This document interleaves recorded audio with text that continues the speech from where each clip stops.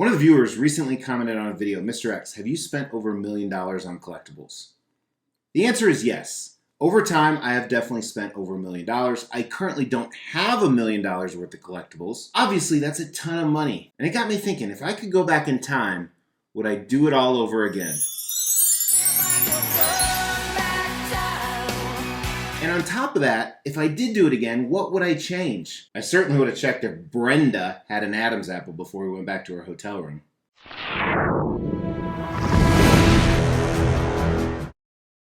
As the Extreme channel is pushing towards 50,000 subscribers, these are just a few of the statues we are giving away on the journey there. If you want to know how to win one, stay tuned for later in the video. Hey, thanks for tuning into the Extreme channel. Today we're doing a video where I'm going to look back on my collecting career. I've been collecting high-end collectibles for a little over 10 years, statues that you see in the background for about 7 or 8, and this is a crazy hobby. Now, I've done a lot of videos in the past. For example, here's a video right here where I tell people these are the things to beware of when buying statues or getting into statue collecting. Some of those concepts will transverse into today's video. I've also done videos of things I hate about statue collecting, but I also love it as well for so many different reasons. That question really got me thinking, knowing what I know now, what would I have changed from the start? It's kind of like if you could rewind 30 years and go back into high school, what would you be able to accomplish? And like for me personally, a ton. So I made a list. This is a countdown video. Now before we dive into this, I want to talk about one of my philosophies of life. I actually covered them in this video right here. Dwelling on the past is stupid. You can't change it. You can learn from it, and you should always be cognizant of it. Once something has happened, it has happened. So while this video isn't about that, it's kind of maybe a warning video for you, things I would have done differently if you're just getting into the hobby, and maybe if you've been in the hobby for a long time, you can relate to some of these things. Now while this is a countdown list, it's not in a particular order. So let's start with number 10. Number 10, I would not buy any high-end collectibles on eBay. When I first started, eBay was kind of my go-to, and the reason why eBay is so dangerous is for multiple reasons. One, there's outrageous prices on eBay. Not saying people don't price gouge other places. You know, I think that's one of the big problems with hobbies in general, especially statue collecting. If you remember, I did this video right here about is it okay to make a profit on a statue? But I see so many people, brand new on box, selling for twice for retail. Well, what the hell did you do to earn double retail? Now I'm just getting on a soapbox, but I wouldn't buy from eBay not only because of the price gouging, but also there's a lot of fake crap on there. Not necessarily just like autographs and stuff like that, but even statues. I would have stayed away from eBay from day one. Although on the flip side, you do every once in a while get a good deal on eBay. This next one I got to preface a little bit. I think XM Studios is a good company. I think they're a very good company. They've made some amazing pieces, but I would have not bought anything from XM Studios, and let me explain why. So prior to me jumping into XM Studios, I'd bought from traditional companies like Sideshow Collectibles, Iron Studios, and even a few customs. The reason why I would stay away from XM Studios is simply for the fact that A, I get addicted to a lot of their pieces, B, everything is overseas shipping, and nowadays that's $200 to $1,000 extra on top of the already overpriced statue. And that really opened me up into looking at international purchases. My first big piece was actually XM Studios Ghost Rider right here, and I got a decent deal on it. Back then, 6 or 7 years ago, shipping was not that big of a deal. I think I paid like $200 shipping, which at that time, I almost lost my shit. Where today, that would be a steal. Another thing, if you're a follower of the channel, you know I started retiring or phasing out statues about 20 months ago. Here in this video, I talk about it more, and since then, I actually have a negative deficit of about 300 statues, and I still have many more to go. But I would have started retiring 3 years early. 2 reasons.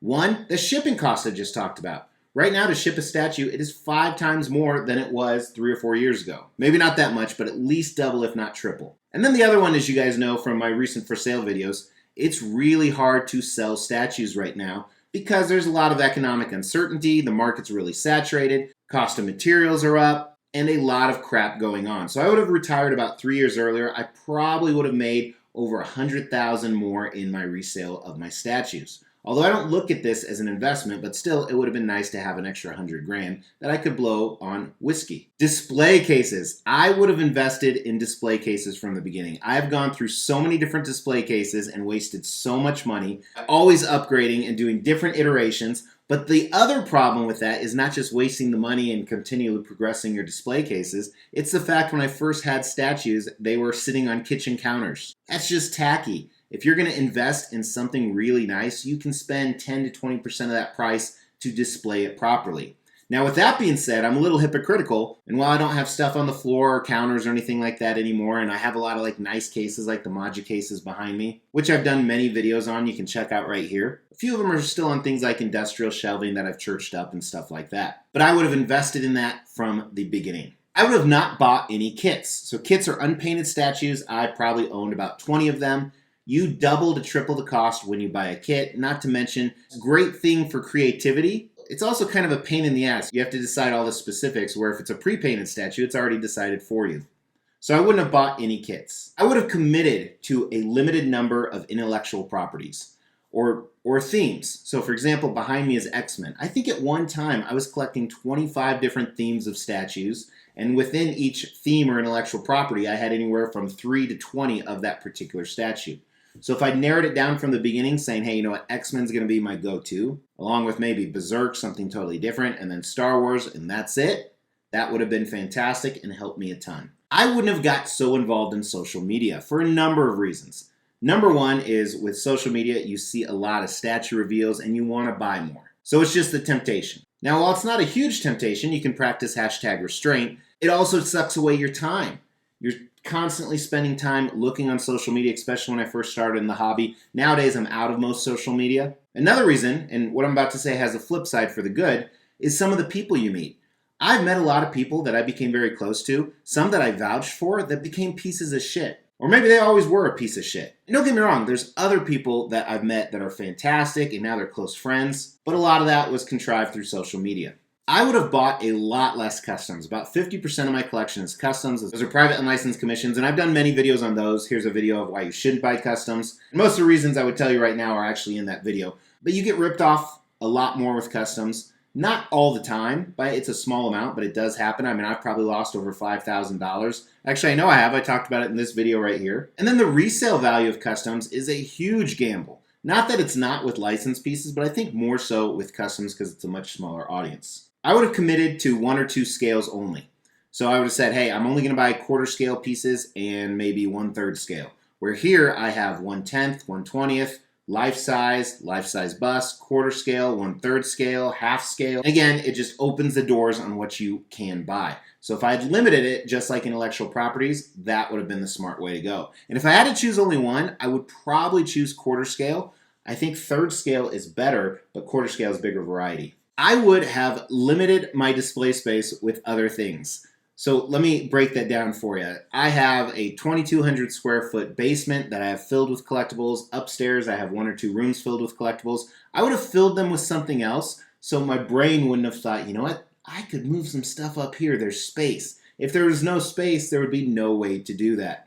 Although we do get really creative as statue collectors sometimes. But I would have limited the space by filling it with other crap. Which leads me to my last thing. This pains me, but if I had to start over, I would not have done a YouTube channel. And this is almost another double-edged sword because I love doing this. I love doing this as much as I love collecting.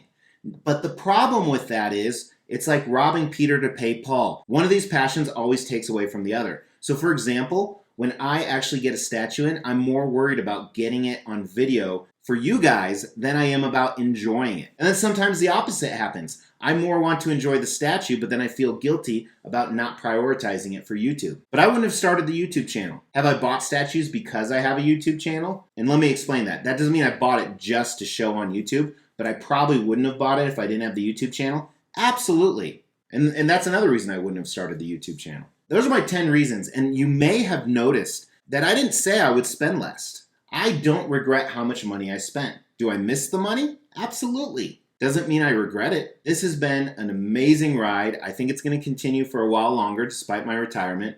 But if you could go back in time, what would you tell other people? Throw that down in the comments below because we are doing some big giveaways. We will be giving all of these statues away plus additional ones at every 5,000 subscriber milestone. To win one of these statues, all you have to do is make sure you've liked this video, you've subscribed to the channel, you've hit that bell notification, and then just drop a comment below. Every 5,000 subscriber milestone, we are going to do a random drawing and pick a random comment and give one of these statues away, plus some additional ones I'm not showing right now. The more videos you comment on, the higher your chances are to win. Thanks for joining me for another countdown. I always appreciate you guys. Believe it or not, we're going to approach like 5 years with the YouTube channel next year, I believe. It's either going to be 4 or 5 years, but that's crazy. I appreciate you guys. Please hit that like to show your appreciation, or dislike because that helps me too. Thanks so much. Talk to you soon. Take care.